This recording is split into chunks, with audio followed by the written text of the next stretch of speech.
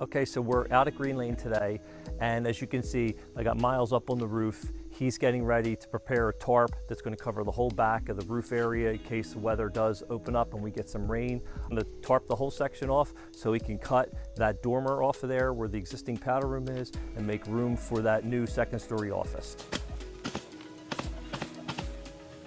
Okay, so the guy's been working all morning getting the shed dormer uncovered so that we can get the new roof and the new walls built for the new bedroom that's going to go in. There's things that happen on a job site. Every job you uncover things, so we've obviously uncovered some damage from some water. So stay tuned with us and we're going to tell you what has to be done to repair this.